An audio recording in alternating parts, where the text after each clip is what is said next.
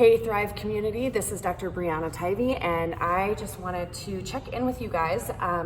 Most people are getting ready to start back at school, which means more sitting at desks for your kids. And for most of you who have those kids who are going to be doing some form of homeschooling, that means you're working at home too. Even if you don't have kids, a lot of people are just working from home. So I wanted to check in with you and show you my very favorite tool to use at home to try to counteract the fact that we're sitting most of the day in front of a computer, and a lot of times when you're at home in a less than optimal workspace. So this is a foam roller, and this is my most very favorite at-home tool to try to counteract some of that sitting stuff. And so I just wanted to take a quick minute to show you my favorite ways to use it at home, because it's a lot more versatile than people think. So the first area I want to talk about is the upper back, because when we sit at a computer all day long, our hands are in front of us, these muscles get shortened and tightened, and it creates this pull through the upper and mid back, and that creates a lot of that burning and uncomfortable sensation that we get throughout the day. So what we want to try to do is both mobilize that area, but also to open up the chest, because that's what's really getting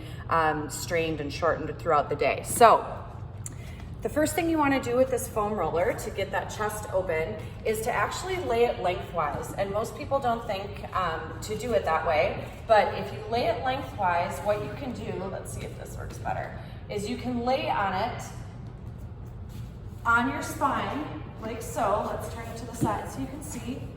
And then simply just open up your hands and let that chest open. And once you're here, you can rock back and forth and try to target some spots that are a little bit uncomfortable. But really, just laying here with that chest open for a good solid minute or two is going to do a great job at opening that chest. Once you've done that, you can then turn the foam roller sideways, and you can simply roll up and down that upper back. And again, if you hit a spot that's tender, like right here, I can tell I've got a sore spot on the right, I can kind of roll over to the right and really target those spots. And you can go over to the other side, you can work back and forth, but you can really work through those spots that are tough. So that's going to be your best way to work the upper back. And then the other thing that a lot of people struggle with is their glutes and hamstrings after sitting for long periods during the day. So the great thing about the foam roller is that you can also use it on your lower body. So if you just plop it on the ground, you can sit right on top of it. And if you want to hit those glutes, you can start with both sides on there, just rolling back and forth.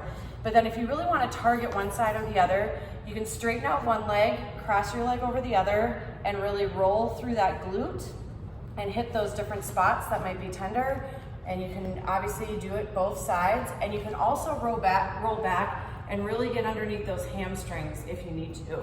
So the bottom line is that if you're stuck at home for school, work, and all of that, there are at-home tools that you can do to try to counteract some of that stress and strain you're going to have. And good rule of thumb is that for every 30 minutes you're stuck sitting, if you can get up and move your body around a little bit, get on that foam roller and get some mobility and stretching in through those joints, it's going to save you a ton of discomfort over the long run. So I hope everybody is staying sane and getting all prepped for their back to school and back to work. And we will be in touch with more tips and tricks to keep you guys healthy. Be well, everyone.